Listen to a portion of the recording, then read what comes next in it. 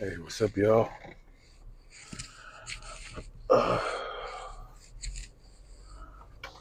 it's been a while since I made a video, but life happens. We all grown. This is not my job or career. It's a passion of mine, so I do enjoy to do it. I enjoy to make content. Um, Most of the time at this point, but sometimes I just don't have the time because I have other things that are what the fuck are of more importance or need more of my time. That's just part of life. But when I get the chance, I do like to put out content. Sometimes filming it is annoying, but after I actually put it out and I get like a response or appreciation of it, um, that always makes it worth it. You know, that always makes it fulfilling. Especially the podcast. But these videos as well, the vlogs, people obviously not as much people are gonna watch the vlogs as a podcast, but nonetheless, I still get really good feedback from the vlogs as well. So here we are. So if you hear some noises, I got one of my dogs in the back. But yeah. So here we are. One day after the Monday, so a couple days after the Olympia, and damn, it was very interesting Olympia to say the least. But I won't get into that yet. I'll talk about that after the workout. But for now, um, I got a little bit of content, I guess, at the Olympia, but not really. Sometimes I just want to be in the moment. I don't want to make it all about content. I want to actually be in the moment, and that's what I did, and I had a great time. I was there with the boys, Joe, Paul, Zaid, Compton, and the girls, obviously, whether they're girlfriend or the girlfriends and or friends, etc. Whatever the case be, maybe. But uh, had a good time, man. Had a good time, and I was actually ready to get back to my routine, though. I do enjoy my routine, so I am looking forward to get back on that. Um, it's always funny when there's like idiot drivers that are doing the most to try to get ahead, and they get stuck at the same light, and you end up passing them after they did all these fucking stunts and stupid shit. They end up behind you. It's like you're like, chill the fuck out. Where the fuck you going? But yeah, all in all, it was a good one. Expo was good. It was nice and busy. Saw a lot of cool people. Finally ran into Quint. Been knowing Quint for a minute, but I never actually met Quint in person. But big dude, obviously, as you could imagine, and cool ass dude. I didn't see Keon though, unfortunately, but I saw Sergio and Justin Shire and obviously Jordan and all the usual suspects, Wyatt, all the usual suspects and culprits, and just cool people. So um, I had a good time, man. That's a staple. I'm gonna go there every single year. I do want to go to the Arnold's as well, but just the timing of it in March. I usually got some shit going on, or I may be. What the fuck? Come on, man. Or I may be in prep. Drivers are stupid. Or I may be in prep, or you know something. But to update you on my plans, I was initially I wanted to do North Americans, but I'm pretty sure I talked about this, but I had a pretty bad stomach bug a couple weeks out from the USA, and I don't know how much it affected my look because I look pretty good, you know. But nonetheless, after the show, I was in no position to really want to continue to diet. Um, my digestion was a bit off. My recovery was completely shit. I felt kind of beat up, even though that was probably the easiest prep I've had as far as cardio and food, but still felt beat up. So North Americans, I definitely couldn't do that. I felt I need to make sure I hydrated, got some recovery.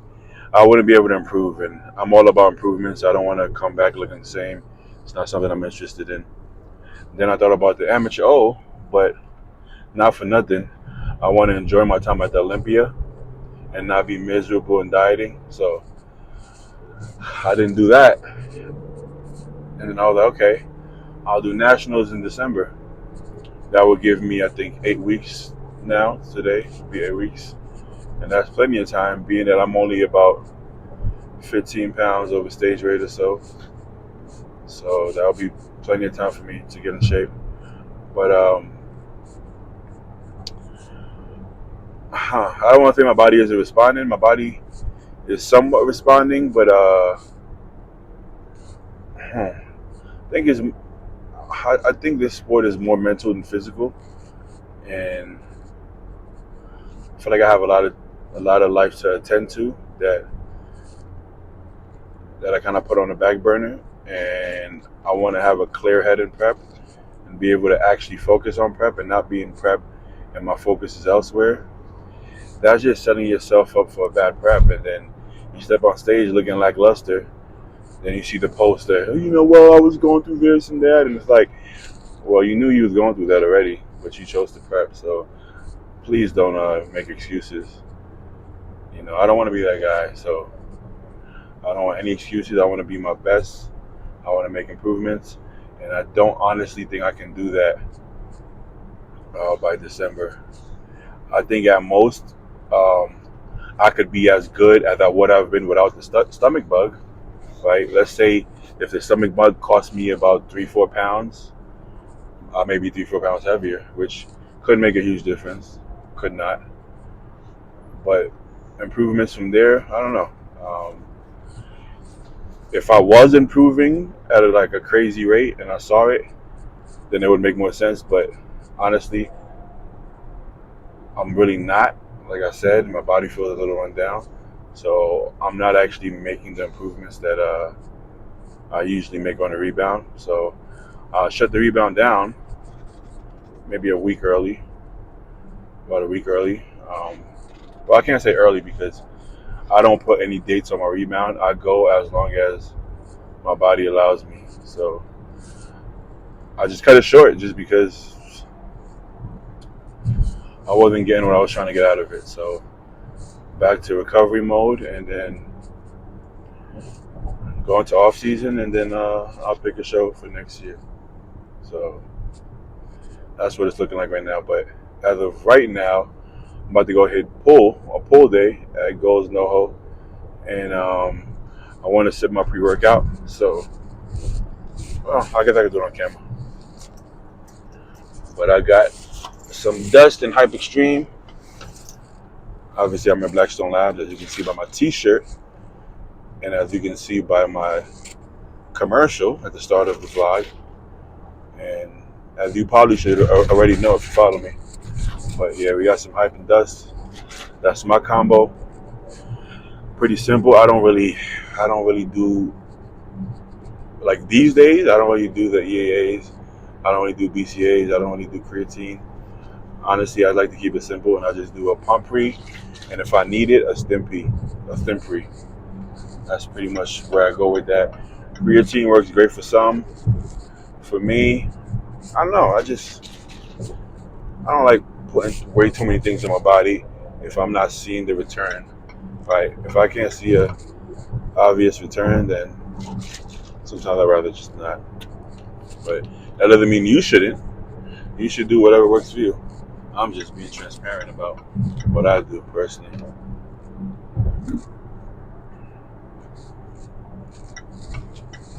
And I kind of like the flavor when it's just the two pre-workouts. But anyways, I'm almost at the gym, so I'm gonna let y'all go, and I'll see y'all ugly asses at the gym. These dumbass drivers, bro. What the fuck are you doing? Anyway, yeah, I'll see y'all dumbasses at the gym. Y'all not dumb. Excuse me. I got good friends who watch this podcast. Y'all not dumb. Y'all cool. Where the fuck did I just get out? Yo, what's up, y'all? Gonna do some voiceover action because didn't really feel like talking this workout. I ended up getting the Olympia flu, so if my voice sounds funny, it's because I'm a little bit under the weather. But anyways, my training is pretty basic, so I don't feel the need to walk you through this. It's a pretty standard hammer strength underhand pull down, so I don't think I need to explain that to you, you know. So instead, I'm gonna talk about the Olympia. That's what I'm gonna do. And shit, I mean, I feel like we say this every year, but I think it's rightfully so. Extremely competitive Olympia. You're never gonna have everybody at their best. But if everybody was at their best, damn, that would have been even crazier, you know. But it never works that way. I know the older guys say, well, back in the 90s, everybody was shredded down to 20th place. That's the biggest bowl of bullshit ever. Go watch it. Half of these shows, nobody was in fucking shape. Like, it's nonsense. They would come in flat and like dehydrated, but it didn't mean they were in shape. I mean, you would be hard pressed to find one line in anybody's glute in the lineup, you know, besides like Dorian, Sean Ray, Ronnie Coleman. Most of these guys had no lines in the glutes at all, you know. The flexes, even the Kevin could get shredded glutes. He just stopped doing it because he wasn't winning the Olympia. But most of them, not one line. So, cut the crap. Anyways, yeah, I mean, as we all saw, Derek was fucking on as fuck. Andrew was on his shit. And Hottie, that might have been the best Hottie after the Vancouver. I can't remember seeing that much, you know, lines in his glutes and hams, you know. But hey, bodybuilding, I know people say it's a conditioning show or it's a muscle contest, or it's neither. It's everything. It's everything. So it's all about bringing the best look possible. Doesn't mean you have to be the most peeled guy. Doesn't mean you have to be the biggest guy.